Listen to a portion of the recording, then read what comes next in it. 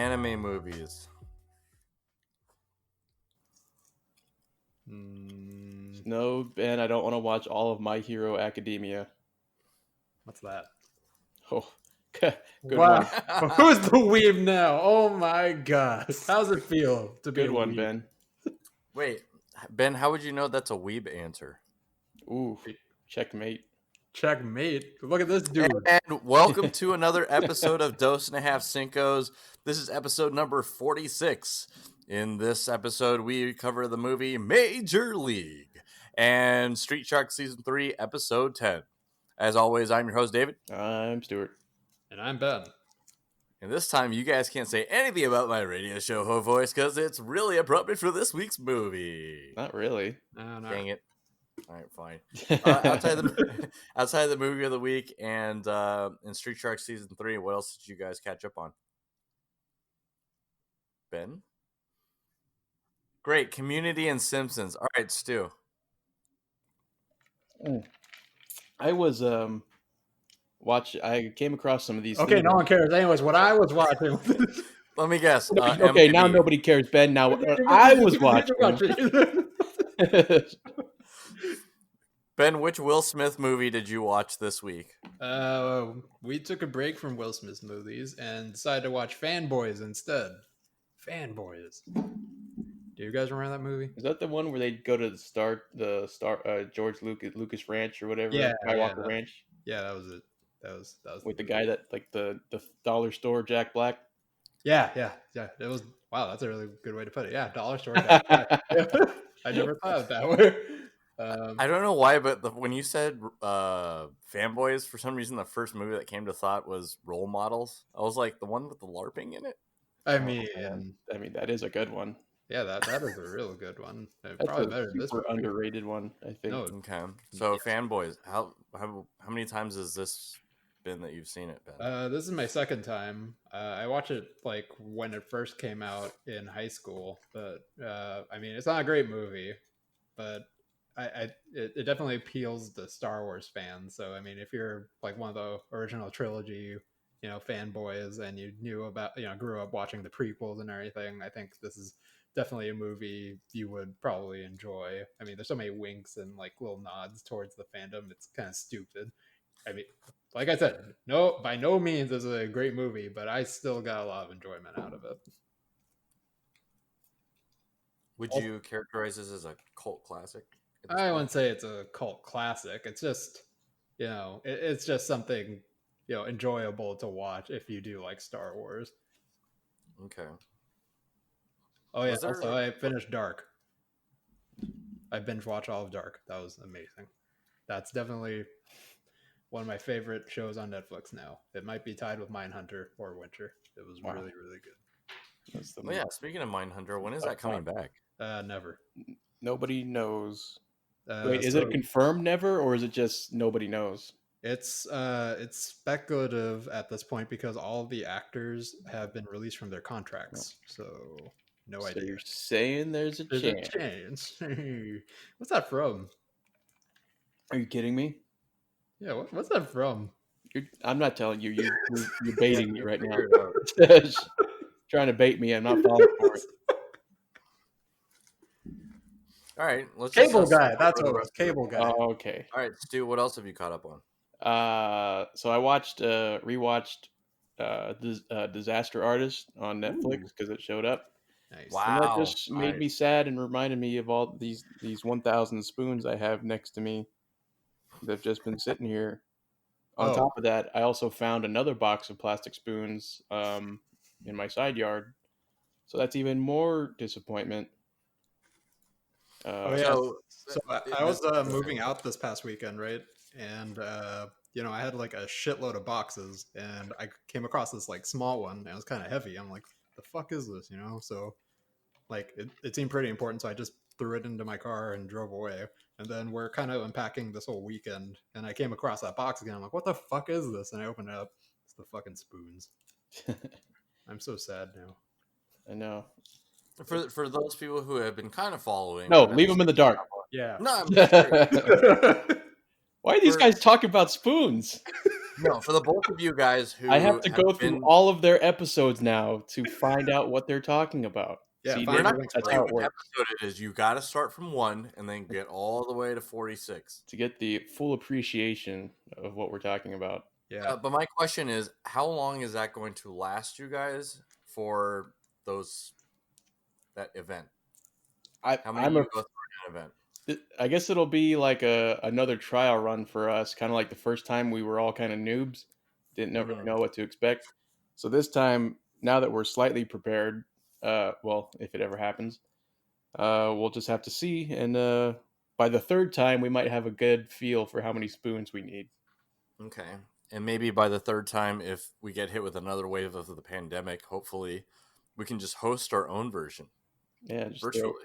Yeah, right. And yeah, then but we don't charge know all. admission. We don't know all the like the rhythms and the Yeah. goofs and the gaffs. We still have to Please, learn. we're gonna have our own version of it. We don't need It's not going necessarily to be have as to use good. Yeah. It's better. We It'll need be the room better. Sherpas. Come on. Yeah. Is that what they're called? Yeah, that's totally what they're called. Yes. They would be.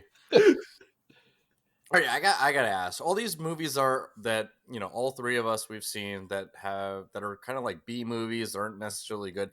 How does it move from like a B movie to now a classic or a cult classic? Like for example, The Room, or Rocky Horror Picture Show. Like how do they get from that point? Like how do they define that from that point to actually like cult classic? I guess. I'm not really sure. I would assume it's something that did not, gain a wide audience approval, right? Something that didn't do so stellar at the box office, but still gain somewhat of an appreciation, or not even somewhat of appreciation. By the Just like, fans. yeah, it's something that is widely talked about still, It doesn't have to be good, it doesn't have to be bad, it just has to be talked about a lot. And then when it's done with its theatrical release, you can kind of gauge how much of a cult classic it is by how people are talking about it. Like Scott Pilgrim versus the World, The Room, like you said, Rocky Horror Picture Show. Those kinds of movies, people still talk about it from time and time again. And those aren't movies that did particularly well, so I would say those are cult classics. Okay. Yeah. Typically speaking, like how badly does it have to bomb for it to be like, all right, we have a candidate on our hands? Well, I won't say it like has to bomb. It just doesn't have to do that well. Like, in relationship to like its budget or the hype or anything like that. Yeah, like something that didn't get #1 at the box office, for 5 weeks in a row, but was still really insanely good. Oh, okay. Well, all right. Or I mean, The Room wasn't insanely good. It was insanely it bad. I think you can probably swing the pendulum in either direction as long as it's either insanely good or insanely bad. It probably has potential for being a cult classic. Yeah, you just gotta talk about it. You just gotta say, remember you that Room. You can't end up in the middle. It can't just be like kind of good, and it wasn't great. It either has to be super good or super bad. There's no in between. Yeah, that's true. Because if it's like in between, it kind of almost becomes like forgettable. Yeah, you want something memorable. That's probably what it comes down to. This movie was how memorable it is. So a cult classic for David would be anything that's animated. That's not a cult classic. There are a lot That's of a David classic. You're right. They're critically acclaimed. Toy Story's on that list. Angry Birds 1 and 2, both one. That's not a cult classic. That is generally celebrated. The entire catalog. I celebrate their entire catalog. All right, before we get off too far in this, so Stu did that. Ben did the other thing. Yeah, who cares? What I watched. And no, I haven't really watched anything besides Major League, and I literally finished watching it right before we started streaming and started recording, and yeah, it was everything I could imagine. But all right, I know. All right, let's go ahead and we'll jump over to Street Sharks. Shark Zone. Yeah, with shark diving to the Shark Tank. Can we say that? Infested. Shark infested waters, asphalt. In this one is season 3, episode 10, Close Encounters of the Shark Kind. we we have another sighting of a Dr. Bolton friend. I don't even remember his name, Manta Ray or whatever his name is. And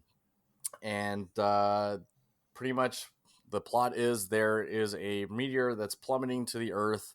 The street sharks are called to save the day, and on the meteorite, actually on itself, is their friend from the previous episode. It was like 4 or 5 episodes ago. Dr. What's his name? Don't remember. Turned into a. If you guys are following along, if not, I feel like most people aren't really following along for our street shark stuff, but we're this far. We're so close to the end. We might as well finish it. We can't not finish it at this point. Yeah, we can't back out now. Oh, actually, we should just wait to like the last episode and then don't review that one forever. And then someone will start commenting on our YouTube video and be like, "Dude, what the heck? You guys never got to the final one?" It's like we did. Yeah, we totally did. Nobody said, yeah, but yeah, we totally know what happens. They live happily ever after, right? We just weren't getting the feedback from the audience on Street Sharks. Yeah, So because clearly that was really important when we decided to pick Street Sharks. I don't know. I think I know for a fact the only reason why I pitched this was all the episodes were available for free and they were all on YouTube. I think that's probably going to be a criteria for whatever the All next of show them. is too. I thought the next one we had already decided. What was it? What was it Mighty Ducks? Uh-huh. Right. Here we go. And that one's on Disney. That one's hidden behind a paywall, people. So you might as well have enjoyed Street Sharks while it was still absolutely free.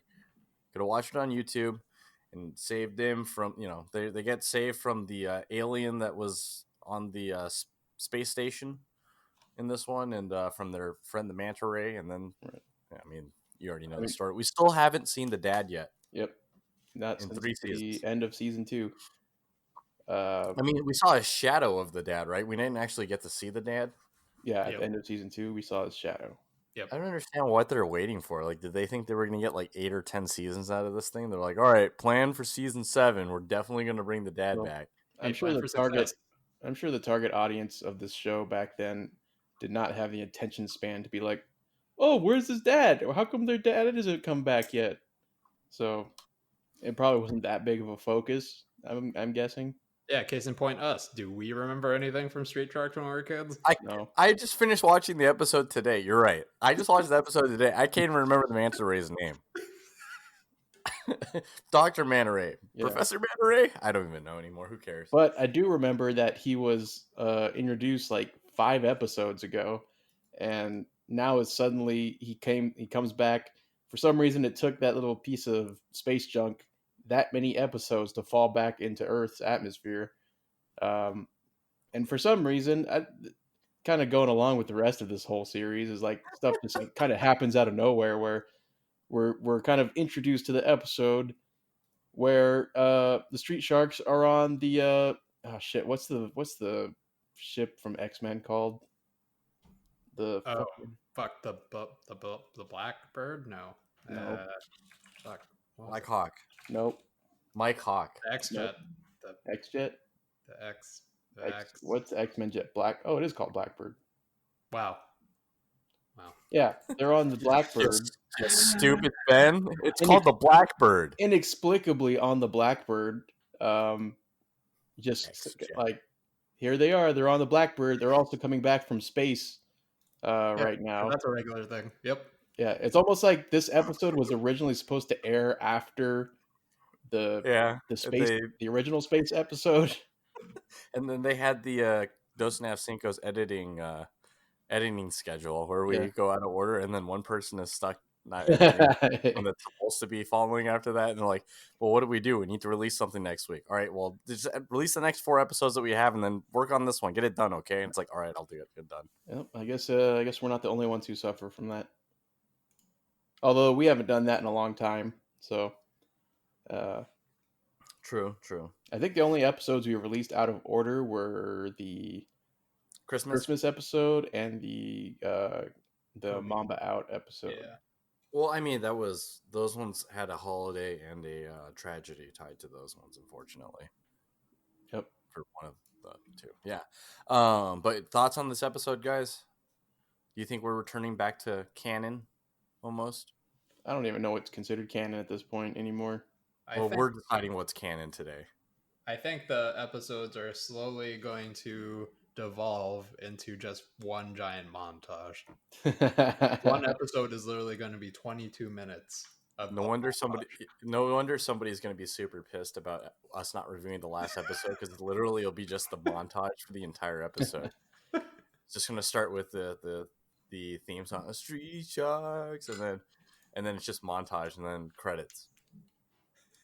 Yeah, I originally thought when we first heard this montage that it was like, oh, they wrote a song to describe what's happening in the episode. That's okay. They at least put a little bit of effort into it.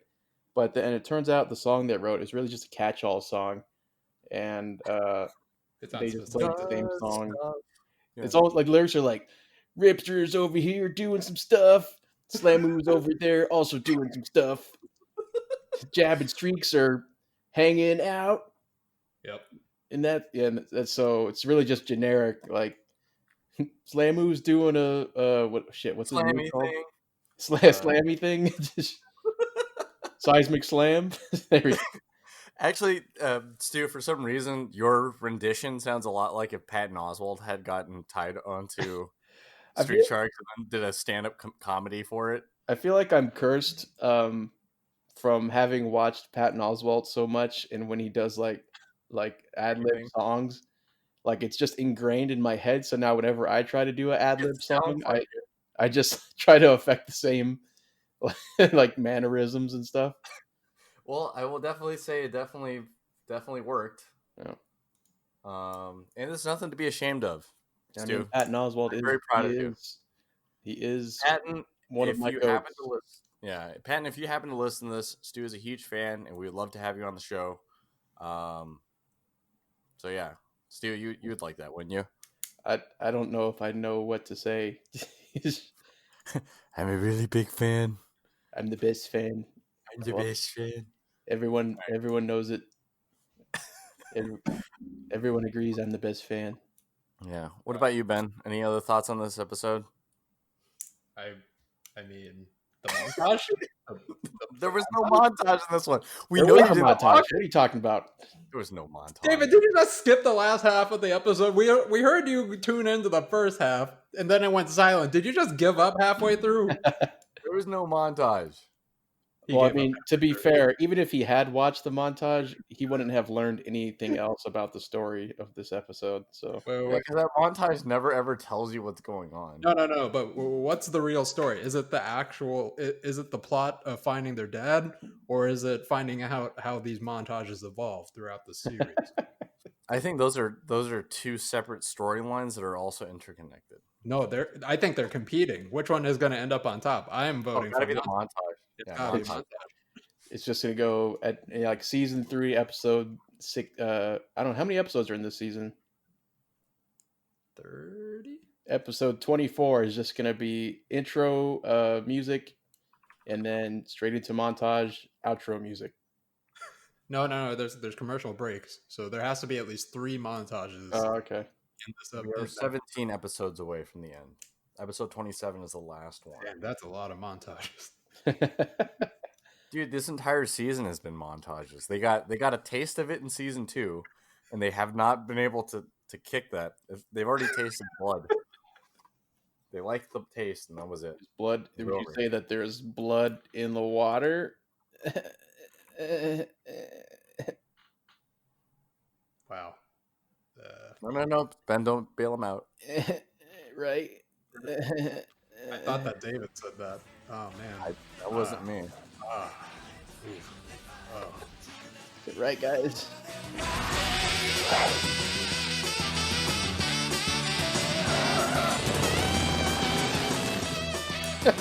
All right, now that he's already sat in the filth long enough, I think we can bail him out. All right, let's go ahead and we'll move on.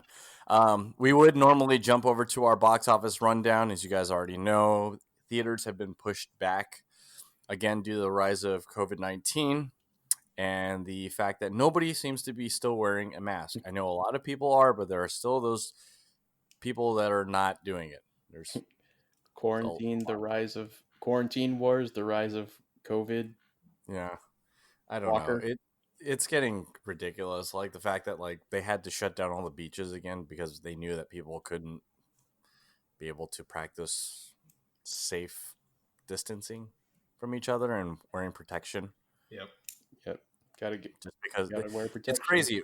What was it? A couple years ago, we had all those anti-vaxxers. Now we have all these anti-mask wearers. I'm like, dude, Anti-maskers. Yeah, you have. I like that.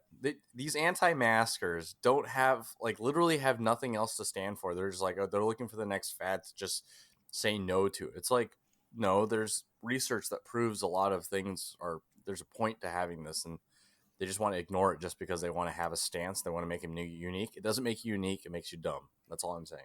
Yeah, David. So why are you this dumb? Why do you keep doing this? What do you mean? Of the three of us, I do this. Yeah, it's true. One out of three of us have gotten coronavirus. Yeah, David. So, and it wasn't me. Wasn't me. Ben. We were the ones that shared a ramen bowl together. What are you talking about? The bat ramen bowl. Bat katsu. Special edition, limited edition. Wuhan edition ramen bowl. Jeez. But speaking of theaters, so there's nothing really to report there. The newest pushback is now, instead of it being July 15th, AMC is looking to open it in July 30th, and that has forced 2 more big movies to get pushed out. Mulan is pushed back to August 21st, and Tenet is now pushed back to August 12th. Man, Tenet thought they were hot shit. No, we're gonna new release Christopher Nolan movie. Yeah, new Christopher Nolan movie. Tenet. Fuck everyone. We're gonna July release what we want. Doesn't matter when. We're going to be releasing it, even if the theaters aren't open. And then they're going to be open. Yep. And then said no. And then what? No Time to Die, new James Bond movie, is pushed forward by 5 days. Instead of November 25th, it is now November 20th. Yep. Dude, I was looking forward to the Black Widow movie. I really wanted to watch that, you know. When did that get pushed to? I don't even know at this point. I think it's just indefinitely pushed back. And I don't know. It's kind of weird. We've been in this period, this long-ass period for years where we regularly get the stream of Marvel movies. And now during the summer. Yeah, it's like dry, you know? Like, it's just weird. And wait, weren't we supposed to also get Black Panther 2? I don't know. I haven't heard anything about Black Panther 2, but the next big one was definitely Black Widow. So that one, you know, I mean, and plus, what's his face? Was it David Harbour? I wanted to see David Harbour in a fucking Marvel movie, and we're not going to see it for a really long ass time. And Taskmaster is in it. Taskmaster, come on. Which one's Taskmaster? He's got a skull face, and he's got a cloak, a shield, and a sword and shit. He steals other people's moves, essentially. Oh, is he a character in Marvel? Yeah. And I mean Marvel vs. Capcom? Yes, he is. That's how you know. That's how you know. Oh, yeah. That's how I know everyone from Marvel. I wouldn't know who the fuck Captain America was if I didn't know fucking Hypercharging Star and Stars and Stripes and shit, you know? Shield Slash. So if you want to sell Ben on a Marvel movie, you just got to create a video game surrounding. No, that's the only way you could sell me on a Marvel movie. If they're not in Marvel vs. Capcom, I could give 2 fucks about them. I almost didn't give a fuck about Black Panther, and then a month before, boom, Black Panther and Marvel vs. Capcom Infinite. Hey, now I know who that is. All right, and that was a real good ass movie. But goddamn, I wouldn't have cared. Ben, I thought you said Marvel vs. Capcom Infinite was trash. It is trash. Shut up. I love trash. Yeah, do you not know who? Excellent. Do you not know Ben? Oh no! I did. I just wanted him to. I wanted him to say it. He lives What in do the you trash. mean say it? I'll fucking open admit it. I love trash. I love eating out of the trash. In high school, I was so hungry once. Someone threw away some chili cheese fries, and I was at the very top. Guess what I did with it? Guess what I fucking did with it? Also, donate to my my Patreon because where I eat food out of the trash for money. Yeah, throw your money in the trash. Ben will make sure to get it. Are you sure you're not going to pay me to eat this trash? I'm just going to do it. I'm just going to do it. Joke's on you. You're going to want to pay me after you see this. Now, does food at the top of the trash that hasn't actually intermingled with the rest of the trash really constitute as trash? See, that's what I'm saying. That's what I'm saying. I mean, I know it's not socially, 100% socially It's acceptable, but taboo. It's like you're eating human flesh. It's like but everyone looks at you. It's like, oh my god, that man's killing a baby and yeah, eating it. But no, it's chili cheese fries on top of a trash can. yeah. If it's still in this little carton, then Yeah, fine. yeah. I mean, everyone did a D-high, right? Everyone did, right? Right, I mean, David? I'll say this. I'll say this much, and then Nope. we can leave the topic. But if you're a person who believes in the 3 or 5 second rule or whatever, but then you turn your nose up at someone grabbing, an obviously clean piece of food off the top of the trash, then you're a hypocrite. Yeah, So yeah. You hear that, Mr. McElroy? How dare you give me those glancing eyes? And look at me now. I'm a software engineer at a university. That eats trash Trash. I at still a eat trash. university. Chili trash. Yeah, University. chili trash fries. Student throws away their Wendy's in the trash. I grab it up. It's free food. It's free food. All right. I think Ben. Is it because your parents always told you there's always a child in Africa who doesn't have food and you need to finish your food? No, they could have it's said 'cause child always- in Indonesia. No, that's because they always fed me Indonesian food. Not even homeless people would, or starving people would eat it. All right. Let's we'll just jump over to our movie of the week this week, which is Major League. Stu, do you have anything for us? I was hoping you did, seeing as you just finished watching it. Yeah, David. Oh, perfect. The Cleveland Indians have had no winning seasons for the last 60 years, with a new management at head and a new regiment coming through and everybody getting replaced. They want to move the team to Miami. Now, do this team have enough to be able to repeat magic one more time to be able to get them to the pennant and give Cleveland something to celebrate once again? Wow. What? Did you actually write this out beforehand? Nope, I didn't have nothing written Wow. down. That was like Bullshit. light years ahead of the other one. I've been practicing kind of a little bit. Like every time we have a movie, What? I like Practically writing it down? think of what, I Goddamn. don't write them down anymore. I don't write them down. Bullshit. No, I just kind of like think of what would I want to say about this movie that would kind of sum up everything, and then just do that. Well, that's definitely better than the ones you've done in the past.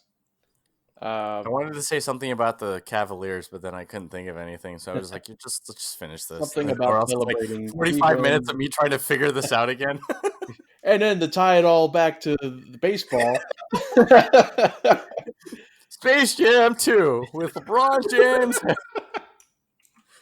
Although as you reprising his role as Michael Jordan. were, LeBron James as Michael Jordan. Yeah, Uh, that's old Michael. I did realize though, as you were kind of talking, that this movie is kind of like the baseball equivalent of The Replacements, Yes, in a sense. except for one of them. I mean, the ending's a little bit different, and I feel like this Well, one would yeah. definitely get in more trouble nowadays. Oh yeah, any of these comedies from the '80s and stuff they wouldn't fly today, unfortunately. But I think the great thing about watching these movies with people who haven't watched haven't watched movies like this before, like for example, I was watching it with Irene, and she's like, "Whoa, wait, Charlie Sheen's in this?" And then she was like, "Wait, is that guy sounds like the guy from the Allstate commercial?" I was like, "Yes, that is also him." And then she was just like naming off, and I was like, and then I got to the what's his name, Dorn. He plays Gordon Burnson. yeah, Psych. and from Psych, and then she was like, "Who's that?" And I was like, "Oh It's no." Sean Spencer's father. I know, and I named rattle off a bunch of other stuff, and she's like, I was like, maybe looks like we have a TV show that we need you to catch up on because Psych was incredible. I never watched Psych. Well, you're an asshole. Hey, wait. But Dr. Yanitor was in this movie. I watched that one. Huh? That's true, That's very true. See? but he had the most minor of roles. I don't care. He was in the movie, and it made the movie that much better. All right? Wait, he was in this? Yeah. Yeah, he was one of the construction workers, and then the guy that was in the bar, and then he was hugging the other. I didn't even recognize his face. Oh, I think the whole time, because I think what happened was, I hadn't seen the first one in a while. I had seen the second one more recently. Second one, what? Major League. he's Wait, like, there's there's a second Major one? League? Oh There's my like 3 god, major leagues. What I the know. But second one's pretty good too. I was thinking, I actually think I like the second one better. Not to say that the first one isn't good, but just because of what's his name, Randy Quaid's in it. Oh, really? Yeah, and I think when they kept showing you like clips He's of like, like wait a minute. He goes, what? when they keep showing like clips of the fans where I guess you saw the janitor from Yeah. Scrubs. I was kept waiting for when it cut to the like the guys in the stands. Yeah. One of those was supposed to be Randy Quaid in my mind, but he's in the second one. So, which is like he's like a great part of that movie too. So, what are we Yeah, talking I about? feel like the series was really good. Okay, I guess the question is, did this movie launch Charlie Sheen, or was Charlie Sheen already pretty big by the time he got I into think this? I don't I remember. think I think Charlie Sheen was Charlie already Sheen pretty was big. he was like this was like the heyday for Charlie Sheen. This was like the 80s, like the mid to late 80s was all about Charlie Sheen. He was like I think he was like a big Hollywood he was like the it guy, I Yeah, I feel mean, like. what was like the first Charlie Sheen movie you've seen, or like what's the earliest Charlie Sheen movie you've seen? I think it was Major League for me. What the? What about First Bueller's Day Off? Yeah, that was a good one. Yeah. I think it was because I think this one was more recent. Dude, this movie came out in 1989. Yeah. So I what was was? born in 87. I wouldn't remember if I saw that movie at 2, but I remember this was the first Charlie Sheen movie I saw. It All was right. like So I obviously think years later. so. Quick check on IMDb says that probably Charlie Sheen's first role that we probably all would have seen him in is Red Dawn. Mm-hmm. I never saw Uh, it. On wow. Ferris. After that would have been Ferris Bueller's Day Off, and then right after that Platoon, which isn't a great one, and then Oh, he was really big in Wall Street. Wall Street. That was the year after. Hot Shots. Hot Shots, definitely. I think that was Yeah. Oh, so I think that was good. later in the 80s maybe or early 90s Hot maybe. Shots 91. Yeah. Um, but yeah, so like there's like a chunk in the 80s here where he's just like in a lot of like memorable big movie probably after Ferris Oh, Bueller's Day Off, he probably is like that really gets launched. and Young Guns. Yeah, because he's got Platoon, Wall Street, Young Guns, Major League, Navy SEALs, and then Hot Shots. So yeah, it's kind of like I guess the mid 80s to early 90s. It was just all Charlie Sheen. Hey, whatever happened to Charlie Sheen after his whole crazy, I feel like he was Tiger always on the Bloods news. thing. Yeah. Like I feel like I haven't heard a peep out of him. Maybe just went away for a while so everyone can forget about his craziness. Kind of like Mel Gibson. Oh yeah. Well, I mean, he's kind of back now, though, right? Mel Is Gibson? he? Yeah. How? I mean, how? I mean, he's slowly coming back. He's like in a few movies here and there, but he's slowly creeping his way back in. Hopefully everyone forgot about all the crazy shit he said, so he could just launch himself back. That's his hope. I think I that's his don't ultimate game plan. I don't know if anyone forgets. They just stop caring. Hmm. At least that's how it is for me. Like at some point it's like, okay, how mad can you really be at someone for, Actually, I don't know. I mean, recently there's a lot of shit going on where people are just pulling shit out from like 20 years ago. Yeah, that's true. But he's Yeah. already he's Oh, already that's true. he's already paid that price, I feel like, so it's who not like he knows? can pay it Yeah, again. we already know that he's crazy. We don't think. Yeah, What it's about like seconds though? What about seconds? That's true. We do need a sequel. second breakfast. Yeah. What Sec- about second breakfast? That's true. And second dinner. All right. Actually, interesting note. Major League 2 debuted at number 1. That knocked off D2, the Mighty Ducks, Damn. which starred his brother Emilio Estevez. And the Battle of the Sheens. Wow. That's right. I guess the Sheen wore off. Oh, wow. Wow. I don't know what was worse, the blood in the water thing or that one. I think the blood in the water. Blood thing. in the water. Blood in the water. Fine, fuck you guys. Shit. All right. All right, Ben. Thoughts on this movie? I'm gonna say this right now.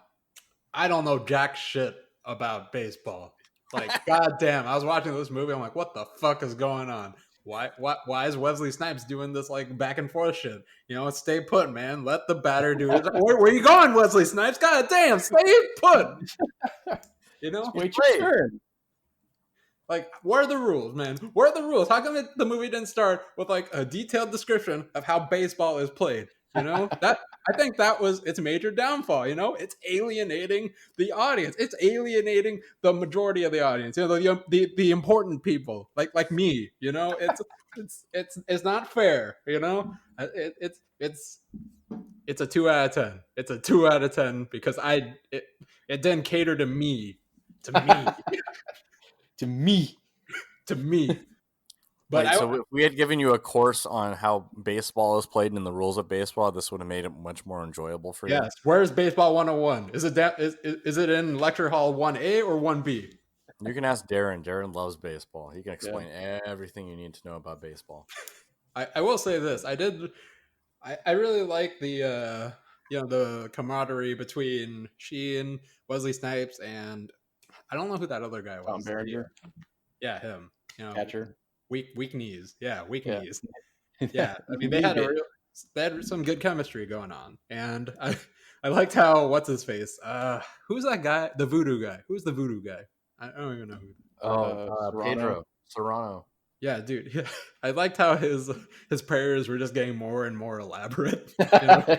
Like as time went on, you know, first it was just like a little shrine, and then he starts doing like fucking like rituals like in the locker room. You know, it's just got worse and worse and worse. And then I don't want to. That could wait till the spoiler zone, but yeah, I did really enjoy that portion of the film. So yeah, I think we figured out that the spoiler zone really doesn't apply to any of these now. Okay, great. Well, I really like how you said fuck voodooism at the end, pretty much at the end of the movie. So that was I do it myself. I do it myself. And then Ben, what happens is he goes up to bat, and he only has one pitch left to hit the ball, or else he's out. And he hits it out of the park, which is considered a home run, which means he gets to round all the bases uninhibited and score a point once he returns to the home plate. Got it. So what's a base? I don't know. Do we have another 3 hours? So I one of the best things I liked about this movie was that there was a moral to it. You know, you didn't have to understand baseball to really get this. You know, there's a general picture to it. What can we learn from this? You know, you keep trying, you don't give up. Sure, you're gonna fail the first few times, but you keep going at it. You don't let other people tell you no or to stop. It's gonna get better. You're gonna get better. Eventually, you're going to find out where she lives. You're going to enter her place, and she's not even going to know. The front door is going to be wide open. Wait. I don't think that's the moral of the story. You're going to enter her place, and then you're going to enter her, and she's going to like it. She'll say no, but it really means yes. That's the moral of the story. Well, I think Ben should have learned how to play baseball before he watched this movie. Wait, I think he missed a lot of it. This is the Major League, the Charlie Weinstein story. Oh my God! Wait, first base, second base, third. That's where it comes from. No, that's not where it comes from. Oh my God, man! I should learn baseball. Okay. What is the rules of baseball? Okay. Guys, I just read this whole page on baseball, and not once did it say I get to rape anyone. I don't get to break and enter. Well, actually, the crazy thing is, watching this movie now compared to watching it when it first came out in 1989, I guarantee a lot of them would have been less stunned back then. But then watching it now, it's like, dude, who leaves their door wide open like that? Yeah, how do you not have like a key card thing that like guarantees that when you go up to the elevator, you have to be a resident? Yeah, especially if that elevator is your front door. He just goes in, and that guy's loaded. That guy's fucking loaded. Yeah, why would she leave him? I don't know. Because he's dude, think about contactless delivery. It's like, sir, I'm here to deliver your pizza. Oh yeah, just leave it in the elevator, push 6 and get out. I'll get it. What? That's baller money right there. I think probably in the 80s when they see people see that stuff on screen, they're probably like, "Oh, that's wholesome and charming. He really wants to show her how much he cares about her." Nowadays, now it's like, "Holy fuck, this fucking creep is trying to rape her." Wesley Snipes tells her to follow her home. Yeah, shows her up at her home, shows up at her work, shows up at her boyfriend or fiance's house, invites himself in both times. I don't know how. Those were the days. Yeah, Men's Warehouse. I guarantee you, she's gonna love it. God damn, man. I will say this. This is probably my second favorite baseball movie. My first one has to be Naked Gun. It's not even a base. Really? What were they playing at the end, David? What game were they playing? Were they playing football? That's weird. I don't see any fucking helmets or pads, David. See, here's the thing: is you don't know anything about baseball. How could you enjoy that movie then? Because Ooh. at least Leslie Nielsen in it. God What did damn. what did you give Naked Gun then? What? Rating? A 10 out of 10. Are you fucking kidding me? It's a 10 out Wait, of wait 10. a minute. Both What? movies are baseball movies. One's a 2, one's a 10. Yeah. Stu, am I the only one confused here? I mean, I stopped trying to make rhyme or reason of Ben's rating system a Yeah. long time All right, ago. that's fine. so- You just yeah. I'm like, Ben, he's not defending you. Yeah. Okay.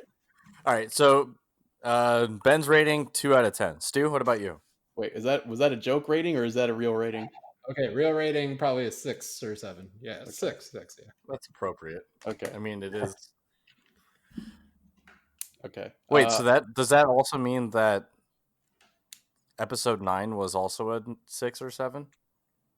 No, that one is, I'm You sure. gave him a 2. No, that's Every a time you 0. mention it, the score goes down. So It's a -1, David. Eventually, at some point, we can just multiply it by -1, and it'll be a positive score. I don't think it works that way, David. But Stu, shut the hell up! All right, Stu. This is the. How many times have you seen this one? I've probably seen it about a dozen times in my life. But yeah, it's definitely, I would say, my favorite baseball movie, or at least the 1 and 2 are my favorite baseball movies because, like just the dynamics between the characters, all their goofy antics, and all that stuff. I really enjoy. The second one is as good, I would say, or better than this one. The only problem is in the second one, unfortunately, Wesley Snipes they did not he did not come back to reprise his role as Willie Mays Hayes. I believe they got Omar Epps to do that. Oh wait, the character was still in it, but they His just character replaced was the still actor. Willie Mays Hayes, but he was recast as Ah, with Omar Epps, I think. did he do a but- good job of because it? But yeah, it was still good. It was just like, oh, because Wesley Snipes was so good in this one. Yeah. Yeah, but Um, it was just only because Wesley Snipes had gotten way too big at that point. Yeah, he was also blown up around that time. So, but yeah, this is definitely just like the the story of all these kind of ragtag bunch of rejects and no like a really none of them have any business playing professional sports almost, and then they all kind of come together and just come together to become something great despite all the roadblocks the owner puts in front of them. Um, yeah, just kind of like Ben was saying, there is something to learn from. There's a good moral to this movie. Not so much the rapey one, but the, the one where you can come together and then achieve. If you come together as a group, and you can achieve anything. So Like finding out where she lives. okay, Ben, we're done with that. We're not talking about that anymore. I feel like Ben's about to write a book on how to stalk your prey. I don't have to because Wesley Snipes tells you how. He didn't do it. Maybe the reason why it was less creepy back then was because that was almost literally the only way you could find out, get in contact with a person. I know they had to make. They looked it up on the. I couldn't find her in the phone book, and I was like, Yep. "What's that?" There's books. You mean the Kindle, an ebook? So rating for you, Stu? I'll give it an 8.5 out of 10. Oh, nice. Yeah. So for me, that goes the same. It's 8 out of 10. This movie, I sometimes get the 1 and 2 mixed up, and so I'm kind of glad that we got a chance to watch this one because that means that there are certain memories from the second one that I definitely remember. But yeah, this one's definitely for sure up there as one of the big sports movies for me. Just mostly just kind of seeing this the fact that the owner usually is the one who's trying to will the team, and it's the complete opposite in this one because she wants to move the team to Miami and all that other stuff. And man, it's just I couldn't stop laughing. I was just like, man, this is so good. And I think that's the reason why a lot of people feel like the second was kind of like a letdown, but I couldn't understand that. Really? People thought that? I love the second one. The second one on Rotten Tomatoes is a 5%. Well, Ooh, again, I think we've covered this before. Rotten That's Tomatoes also doesn't know what true. the fuck They're they're looking at talking it from about. if it's Oscar worthy, not if it's like funny. But the second one has Randy Quaid. Guess they really don't care about that. And then they don't know what they're talking about then. Yeah. And then I don't remember anything from the third one. Yeah, I think I've only seen the third one like once or twice, but only because like it really doesn't have any of the original cast except for I think it has Tom Berenger, who is the catcher, and then it has Corbin Bernsen in it. I think. Um, I think those are the only two guys who are in it. But yeah, it's unfortunate that couldn't get the rest of the gang back together. So, let me see. We'll start with Ben. Ben, your favorite moment. favorite moment. Ooh. It would probably have to be the ending scene where they're all celebrating. It's the culmination of a lot of different events going on in the film, right? You see that what's like the rich dude's name? You know, pretty boy baseball player. Dorn. Dorn. Yeah, his wife, right? His wife sees Dorn going off with some lady. She goes and finds Charlie Sheen. She sleeps with him, and this whole time, Charlie Sheen's got this this weight on his shoulders that Dorn knows. He's gonna know that I slept with his wife, and Dorn's looking for him during the last part of the game. It's just like, oh fuck, he knows, he's gonna fuck him up. And finally, during his last pitch, Dorn goes up to him. He's like, oh fuck, he's gonna air his grievances out. He's gonna like just throw it all out there on the field for everyone to see. And you know what? Dorn puts it away. He puts it away for the good of the team. He's like, get this motherfucker out of here, right? And he goes up. He saves the game. Everyone's happy. Everyone bum rushes the field. Charlie Sheen, Dorn, they hug it out, and Dorn just socks him to the ground. That was perfect. That whole build up to that moment, and yet afterwards he picks him up. It really highlights the cohesiveness of the team. Like how everyone's able to come together for one great moment. That was my favorite moment of the film. How about you, Stu? Oof. So man, where do I begin?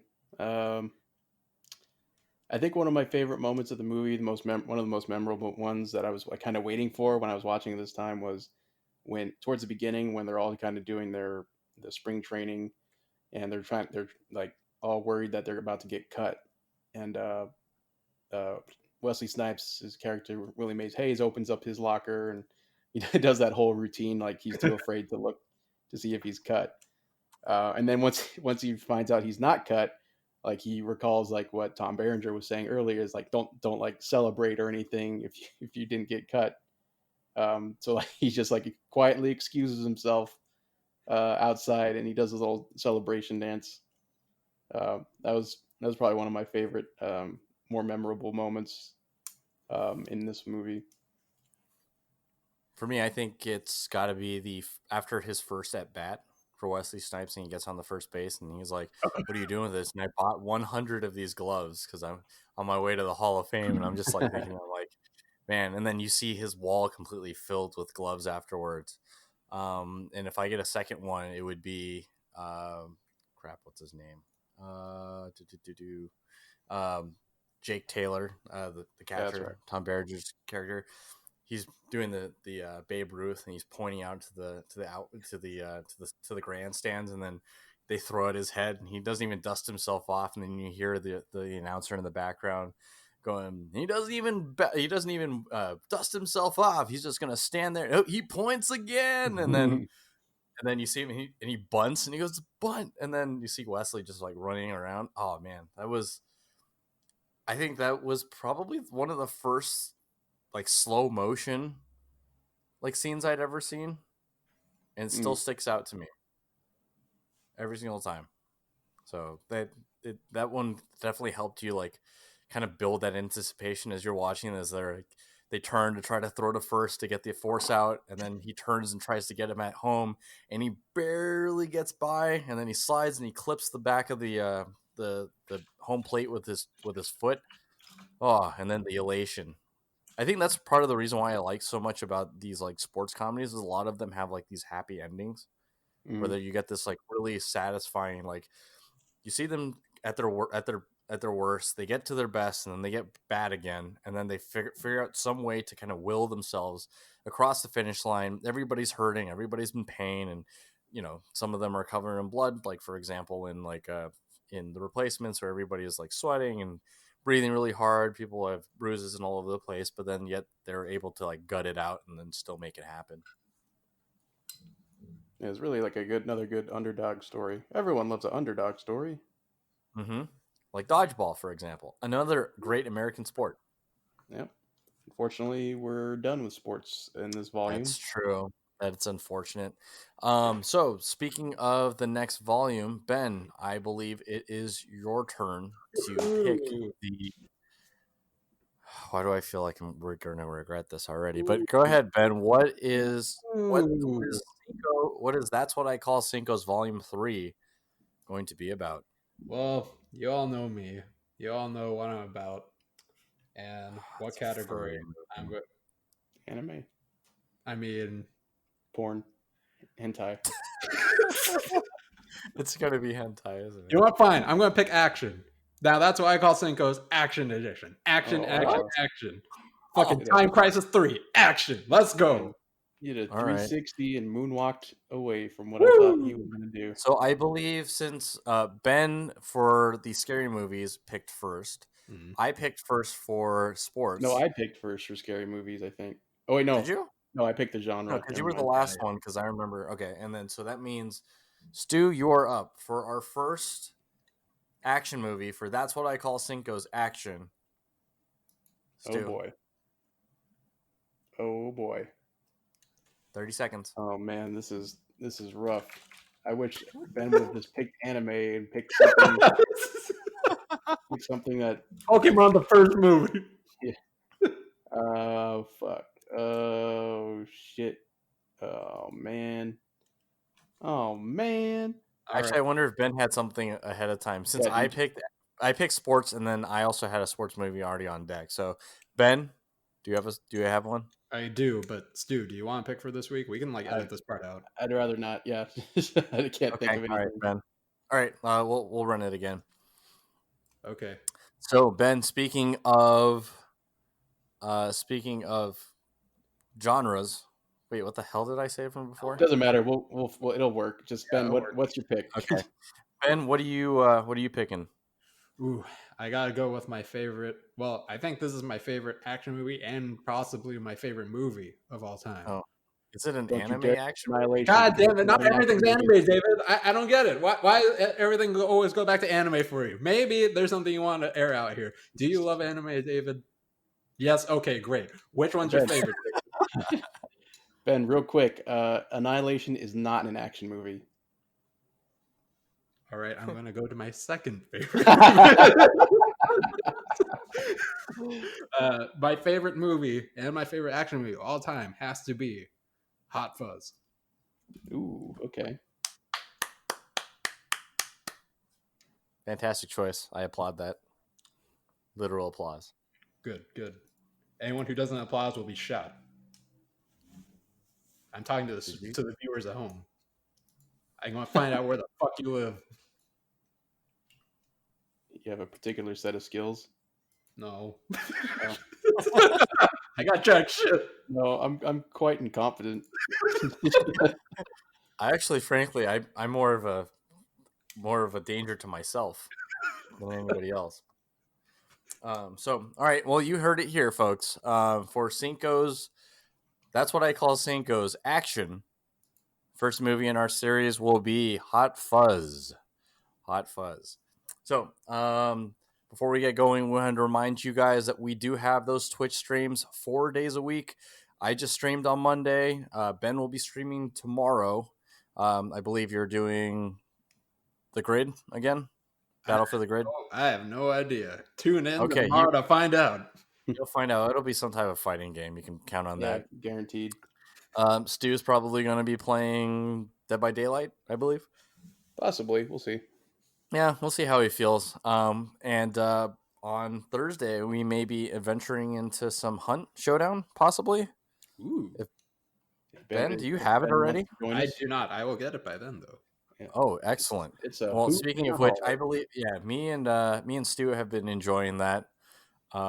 We have a very unique strategy that I'm sure probably We is lose- not.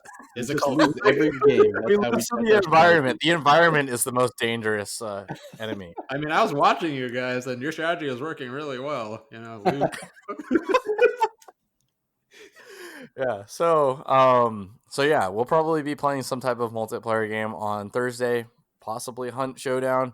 But if you guys have any suggestions, definitely hit us up on the Twitch channel. Don't forget to hit that follow button, as well as drop a comment in our chat. Say what's up. Hang out with us for an hour or so.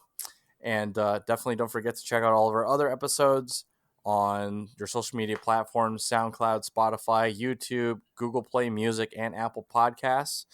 Don't forget to whatever platform that you guys enjoy. If there's a like button, hit a like button. If there's a subscribe button, hit a subscribe button. Please, please, please do something. So that way we know what kind of content you guys like. Anything. Anything. Wow. And then if you guys happen to leave any food on the top level of your trash that hasn't actually touched any trash, please contact Ben.